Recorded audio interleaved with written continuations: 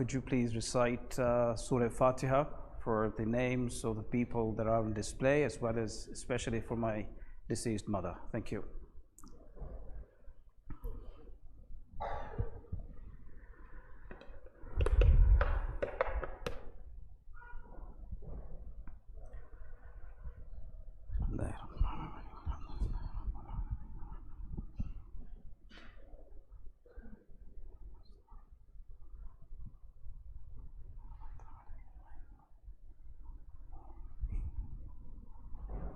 Bismillah ar-Rahman ar-Rahim. I'm going to read an extract from my novel that I finished writing in 2022. This is about the protagonist Adam that I have been reading extracts of in the context of Karbala. So I'm not going to go obviously into the great details of it, but this particular extract is about Ali Akbar alayhi salam, and it's going to be very short, not like in previous days or times that I've done it. So Adam is walking, he's doing the Arba'een walk. Adam reckons he has walked some 10 kilometers before he begins to feel he should rest. Through the multitude of pilgrims walking past him, groups, couples with babies in prams, family members and volunteers who push the disabled in wheelchairs and wooden carts, he notices a kind of joyful behavior that he has not witnessed thus far in the generally somber mood of the walk. A large family is gathered together in front of a mawqib. Adam watches a patriarch dressed in a traditional Iraqi gown kiss the forehead of his son, who has a meticulously trimmed black beard. He's holding a newborn in his arms. The patriarch takes the infant from him and kisses it too. It seems that this is the rendezvous for the family who have arrived here from different parts of the land, or perhaps even overseas. Adam's eyes well up as his heart fills with happiness for them.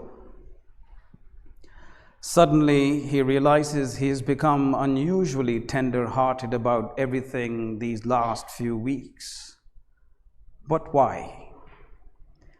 The thought transports him to Hussein bin Ali trying to push himself forward in a swoon in response to the agonized cry of his eldest son, Ali Akbar, whom he had permitted to go into the battlefield. Adam feels as if it's happening right there before his eyes. Baba, come to my aid. I can't get up. I'm too injured. My Ali Akbar has been struck, Hussein says. Oh, where are you? Where on these burning sands have they brought you down, my son? Hussein's foot sinks into a patch of sand and he stumbles. He collects himself and trudges in a daze in an easterly direction. Furlongs away from the awning of her tent, Zainab watches him. My dear brother Hussein, where do you walk off to?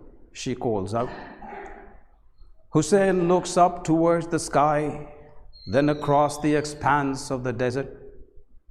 What? Where do you call me from, Zainab? He says. Oh, Hussein, my dear Hussein, I'm right here. But where are you going? Zainab cries again.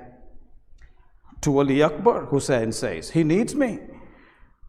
But he's fallen there, near the river, she says, pointing towards the Euphrates. Why don't you go on your steed? It will lead you to him. I thought I was heading there, my beloved sister. I just can't see anymore. Zainab breaks down.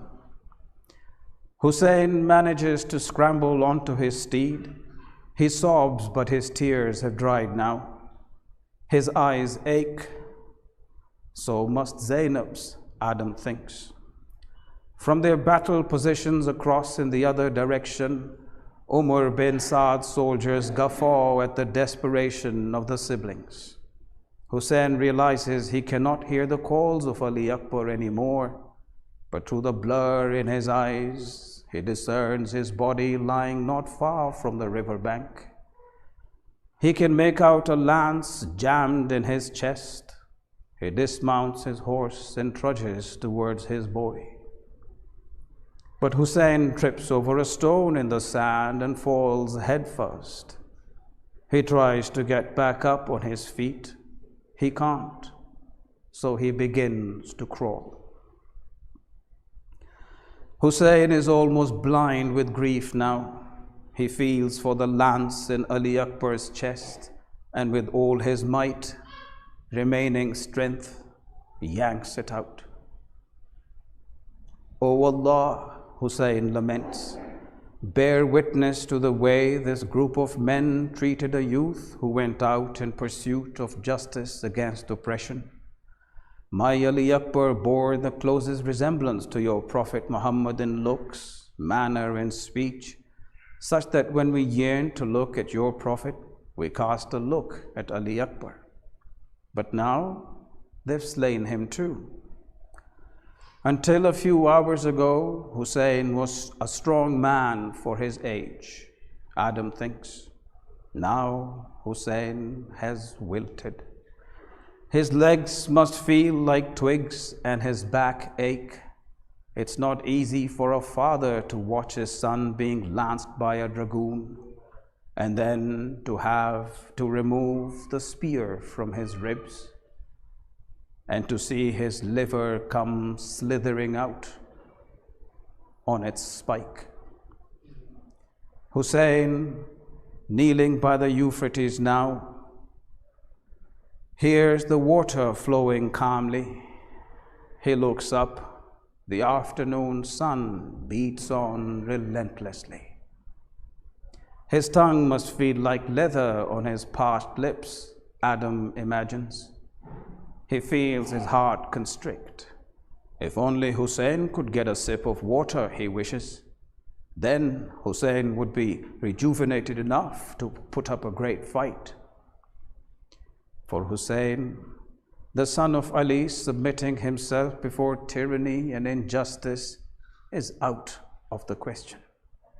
Adam remembers that before veering from Makkah towards Karbala, Hussein had declared to his companions, "A person like me can never pay allegiance to a person like Yazid." But now, in the battlefield of Karbala, Hussein must call out for help. It must be a grand plan, a grand purpose. In his position as Imam and in his benevolence and wisdom, he must do his best to enable the passive supporter, if there were any left among the enemy lines, to become active, for the cruel one to reflect. It is as if Hussein knows his call will reverberate throughout history, that it will stab the heart of every hypocrite who claims to be on the side of the truth. Is there anyone out there to come to my aid, to take a stand against oppression, tyranny, injustice? Is there? Hussein shouts. Hot breeze rises occasionally, then slackens. Meanwhile, the Euphrates flows on just beyond the thicket of reed and date palm. Cool, rejuvenating water, so close, yet so far away. Fatiha. Thank you.